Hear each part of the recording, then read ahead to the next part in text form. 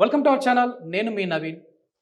గుండెపోటు రాకుండా ఉండాలి అని అంటే ముందు మనం ఎట్లాంటి ఆహారం తీసుకోవాలి, అదేవిధంగా ఒకసారి హార్ట్ అటాక్ వచ్చిన తర్వాత మళ్ళీ హార్ట్ అటాక్ వచ్చే విధంగా ఉంటుందా, వాళ్ళు ఎట్లాంటి ఫుడ్ హ్యాబిట్స్ తీసుకోవాలి, ఎట్లాంటి ఫుడ్ హ్యాబిట్స్ని అలవర్చుకోవాలి, ఈ అంశం గురించి మనతో మాట్లాడేందుకు ప్రముఖ కార్డియాలజిస్ట్ డాక్టర్ కిరణ్ లక్కిరెడ్డి గారు ఉన్నారు. సార్ నమస్తే అండి. నమస్తే సార్, ఇప్పటికే మనం చాలా వీడియోస్ అయితే మనం చేసాము, మిలియన్స్లో వ్యూవర్షిప్ కూడా వచ్చింది. సో అట్లా మన వీడియోస్ కింద వచ్చిన కమెంట్స్ని బేస్ చేసుకొని నేను అడుగుతా ఉన్నాను సార్. ఏంటంటే ఆహార పదార్థాలని బేస్ చేసుకొని కూడా మనకు గుండెపోట్లు వస్తూ ఉన్నాయి. సో ఎట్లాంటి ఫుడ్ తీసుకోవాలి అనేసి సార్ని అడగండి అని చెప్పేసి అన్నారు. సో ఎట్లాంటి ఫుడ్ తీసుకోవాలి సార్ అసలు హార్ట్ అటాక్ రాకుండా ఉండాలి?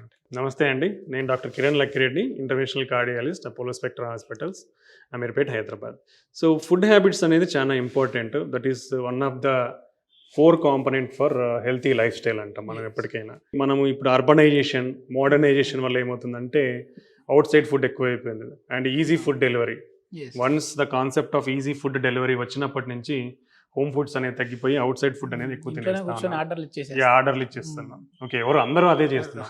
So what is healthy diet comprises of? So there are lot of different diets ఉన్నాయండి ఈ హెల్తీ డైట్స్లో. But most proven diet for heart healthy వచ్చేసి మెడిటేరియన్ ఫుడ్ డైట్ అంటాం. అంటే దీంట్లో ఏంటి అంటే majority of the food, so ఒక ఫుడ్ పిరమిడ్ అనేది ఉంటుంది. ఆ ఫుడ్లో మెజారిటీ ఏంటంటే పప్పు దినుసులు, హోల్ గ్రెయిన్స్, పప్పు దినుసులు, ఇవి మనం తీసుకోవాల్సినది. హోల్ గ్రెయిన్స్ అంటే హోల్ రైస్ తీసుకోవచ్చు, హోల్ వీట్ తీసుకోవచ్చు, అలానే కానీ మిల్లెట్స్ తీసుకోవచ్చు, పల్సెస్ తీసుకోవచ్చు. సో ఇవన్నీ కూడా వస్తాయన్నమాట. ఇవి మేజర్ క్వాంటిటీ ఉండాలి మనకి. ఓకే, ఈ మేజర్ క్వాంటిటీలో మినిమం 3 servings పర్ డే మనకి ఇవి ఉండాలన్నమాట. బట్ దీనిలో రిఫైన్డ్ అనేది కూడా మనం తగ్గించుకోవాలి. ఇప్పుడు మనం ఎక్కడ చూసినా రిఫైన్డ్ రైస్, రిఫైన్డ్ వీట్ వస్తుంది ఇంతకు ముందు అంతా కూడా. బట్ రీసెంట్గా కాన్సెప్ట్స్ కొంచెం హెల్త్ అవేర్నెస్ కొంచెం మళ్ళీ పెరిగి హోల్ వీట్ రాని, సింగిల్ పాలిష్డ్ రైస్ కానీ, హోల్ వీట్ కానీ, హోల్ రైస్ కానీ వస్తున్నాయి. సో హోల్ గ్రెయిన్స్ అనేది ఇంపార్టెంట్. ఎందుకంటే ఈ హోల్ గ్రెయిన్స్ ఎందుకు రాదర్ దెన్ రిఫైన్డ్ గ్రెయిన్స్ అంటే, ఈ హోల్ గ్రెయిన్స్లో పైన హస్క్ ఉంటుంది, అది చాలా దాంట్లో ఎండోస్పోమ్ కానీ ఇట్లా కొన్ని కాంపనెంట్స్ ఉంటాయి దాంట్లో. Those are most valuable nutrients ఉంటాయి దాంట్లో. మనం రిఫైన్ చేయడం వల్ల ఆ న్యూట్రియంట్స్ అన్నీ వెళ్ళిపోతాయి. ఆ తర్వాత తీసుకునేదంతా స్టార్చ్, కార్బోహైడ్రేట్స్ అంతే.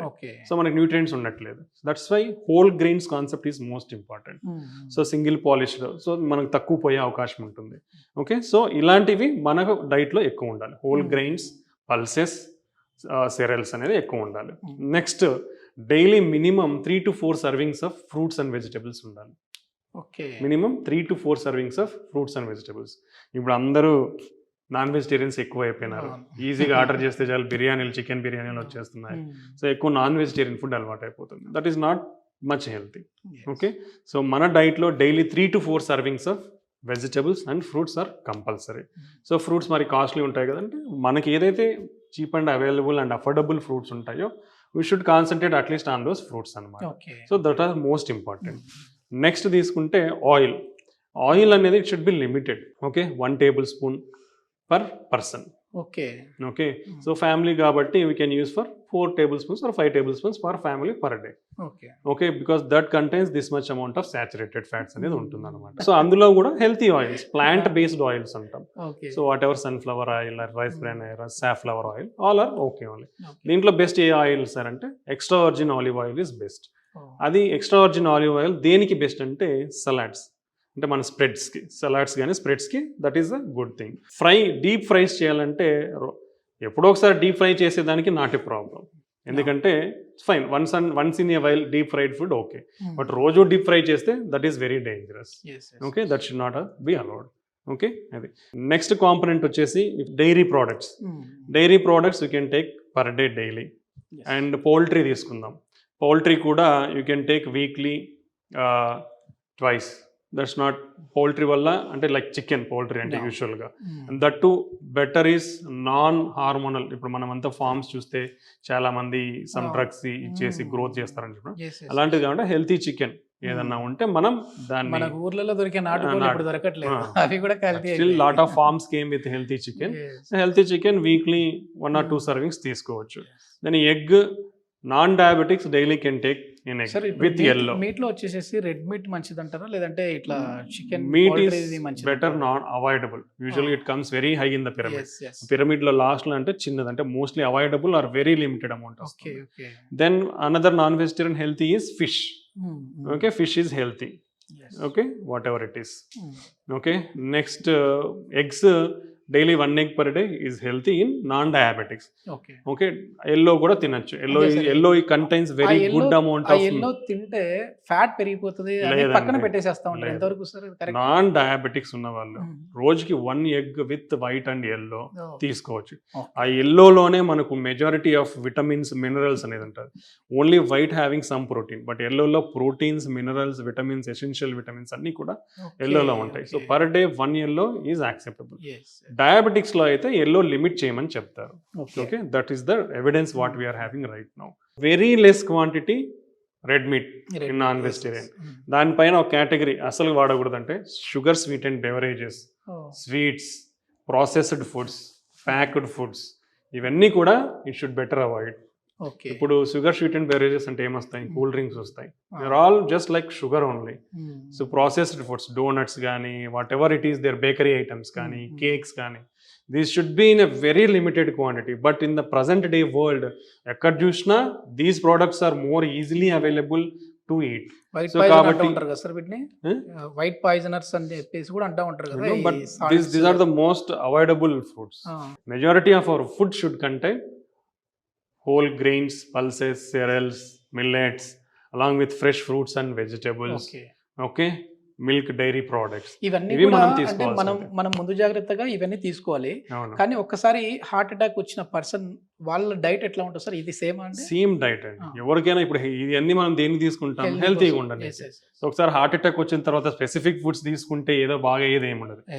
వాళ్ళు కూడా ఇదే హెల్తీ డైట్ ఫాలో అవ్వాల్సిందే. ఇప్పుడు షుగర్ ఉంటుంది, షుగర్ ఉన్న వాళ్ళు they are having some specific quantity అనేది తీసుకోవాల్సి ఉంటుంది. ఇప్పుడు డయాబెటిక్స్ ఉంటారు, ఒకేసారి ఎక్కువ ఫుడ్ తీసుకుంటే షుగర్ లెవెల్స్ అనేది ఇంక్రీజ్ అయ్యే ఛాన్స్ ఉంటుంది. కాబట్టి వాళ్ళు తీసుకునే దాంతో లిమిటెడ్ క్వాంటిటీస్ అనేది తీసుకోవాలి. మధ్యలో స్నాక్స్ తీసుకోవచ్చు. స్నాక్స్ లో కూడా fresh fruits or fresh vegetable salads కానీ తీసుకుంటే that like pulses, green peas కానీ, కార్న్ కానీ, ఓకే, రాజ్మా కానీ, ఇట్లా that is healthy diet snacks లాగా తీసుకోవడం కూడా. సో ఇలా వాళ్ళు they should reduce their carbohydrates also. సరే, ఇంట్రొడక్షన్ లో నేను అడిగినట్టుగా అంటే ఒకసారి హార్ట్ అటాక్ వచ్చిన తర్వాత మళ్ళీ వచ్చే ఛాన్సెస్ ఉందా అండి? యూజువల్ గా హార్ట్ అటాక్ కానీ బ్రెయిన్ స్ట్రోక్ కానీ వచ్చిన వాళ్ళకి రెండోసారి వచ్చే అవకాశము ఎక్కువగానే ఉంటాయి. So that's why we will always every పేషెంట్కి మేము ఇచ్చేది ఏంటంటే once he suffers an attack మన వాళ్ళు హెల్తీ డైట్ ఫాలో అవ్వాలి, రెగ్యులర్ యాక్టివిటీ, ఫిజికల్ యాక్టివిటీ అనేది ఉండాలి. Then whatever medications we prescribe అవి సక్రమంగా తీసుకోవాలి. రిస్క్ ఫ్యాక్టర్స్ బీపీ కానీ, షుగర్ కానీ, కొలెస్ట్రాల్ కానీ ఏమన్నా ఉంటే అవి కంట్రోల్లో పెట్టుకోవాలి. Okay, bad habit, smoking, alcohol అలవాటు ఉంటే కంప్లీట్గా మానేయాలనేది ప్రతి ఒక్కరికి దిస్ ఈజ్ అవర్ అడ్వైస్. చాలా మంది వచ్చి పర్టికులర్లీ అవర్ తెలంగాణ స్టేట్లో మనకు అందరికీ తెలిసినది ఆల్కహాల్ చాలా మందికి అలవాటు ఉంటుంది. అయిపోయిన తర్వాత సార్ ఆల్కహాల్ 1 drink అంటారు. Even that 1 drink is also not healthy according to recent evidence. ఇంతకుముందు కొన్ని చోట్ల 1 peg కానీ పర్ డే అట్లా తీసుకుంటే ప్రిఫరబుల్ అనేటట్లు ఉండేది. బట్ ఇప్పుడు వచ్చిన రీసెంట్ ఎవిడెన్స్ ప్రకారం ఏంటంటే even that amount, small amount కూడా ఈజ్ నాట్ హెల్తీ. ఓకే, ఇది మనకున్న రీసెంట్ ఎవిడెన్స్.